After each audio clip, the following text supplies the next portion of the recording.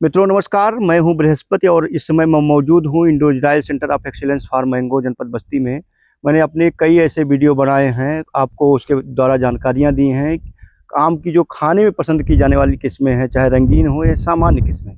आज हम आपको एक ऐसी किस्म के बारे में बताएंगे जिसका उपयोग व्यावसायिक तरीके पर प्रोसेसिंग में किया जाता है, अचार बनाने में किया जाता है या अचार से संबंधित अन्य वस्तुओं को तैयार करने में किया जाता है। जैसा कि आप सभी लोग जानते हैं कि आम एक खास सीजन में मिलता है।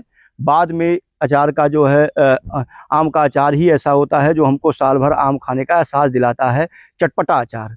तो आपको चटपटा अचार बनाने में उपयोग आने वाली एक ऐसी खास किस्म के बारे में बताएंगे जो काफ़ी फ़ायदेमंद होती है। इसकी अति सघन बागवानी भी की जा सकती है और उत्पादन देने वाली होती है।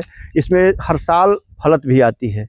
हमारे पीछे आप देख रहे होंगे कि एक बेहद ही सुंदर सा गोल सा आम दिख रहा होगा। इसकी साइज़ बहुत बड़ी तो नहीं है, लेकिन अगर अच्छा इसका देखभाल, अच्छा न्यूट्रिशन मिले तो लगभग 250 ग्राम तक इसका वज़न होता है। लेकिन आमतौर पर ये 50 से 60 ग्राम होता है या अधिकतम 100 से 150 ग्राम तक पहुंचता है।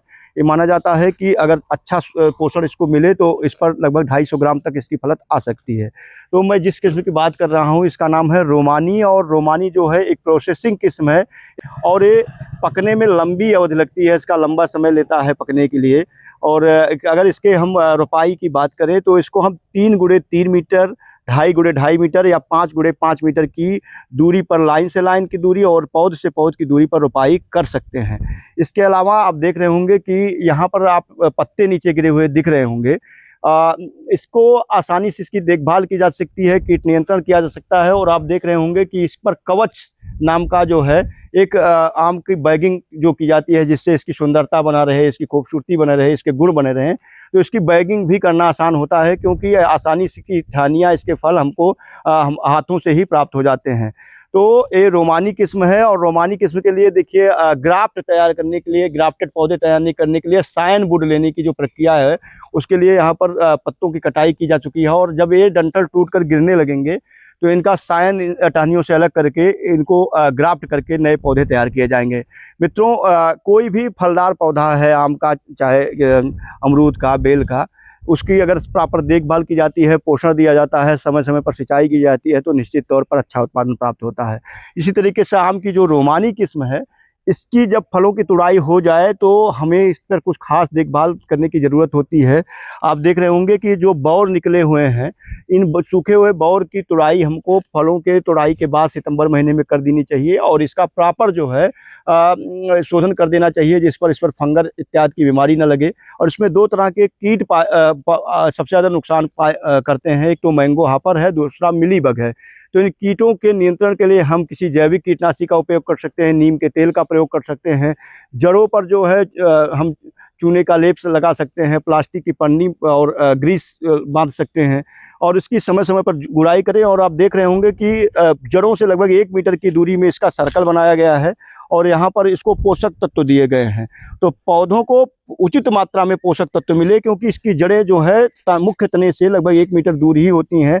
तो हमको इसकी प्रॉपर सिंचाई करनी चाहिए। जैसा कि आप देख रहे होंगे, इसमें लगभग 45 से 55 डिग्री सेल्सियस का तापमान चल रहा है, फिर भी पौधों के पास उपयुक्त पर्याप्त नमी बनाई गई है।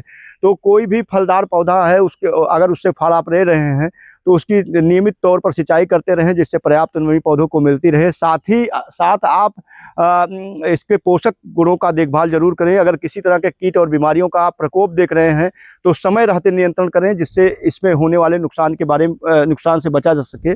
और यह अचार बनाने के लिए सबसे मुफीद किस्म है। आप देख रहे होंगे कितना खूबसूरत सा नज़ारा है, पौधे लटक करके फले हुए हैं और बेहद ही गोल है।